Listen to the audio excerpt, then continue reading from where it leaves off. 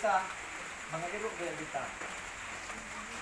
Kay kung imong tan-awon ang ikaduhang Timoteo 4:7-8 kuno si Pablo. Gibugno ko na ang maayong pakigbugno labot sa pagtuo. Pangutana, kung sa mga hayupan ni may bugno. Kung imong tagkabaw, murag lain po kayo. Tungag man. Sungag mo na siya. Di ba?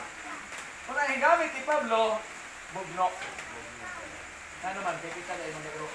Kung imong basahon ang chapter 15 sa Mateo, ang isa ka babae, niduol kang Kristo, kaya kay iro man, ay pag-isip sa mga Hudyo, sa mga tao nga gawas, mga hentil, mga iro, muna nga pagduol sa babae, Ginoo, gusto kong mamaayo ang akong masakiton.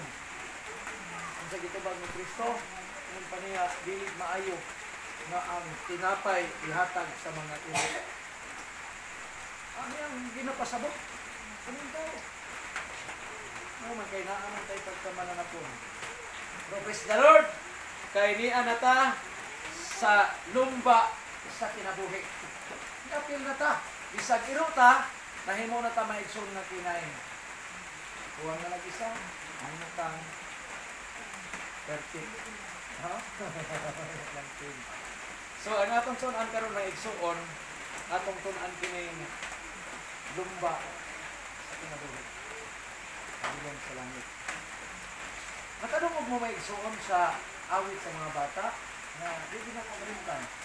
Dagan sa lumba ning kinabuhi, may ganting nagahulat. Di lang ko kami memorya blago. Hiniday katong pagkinabuhi kadung sa langit.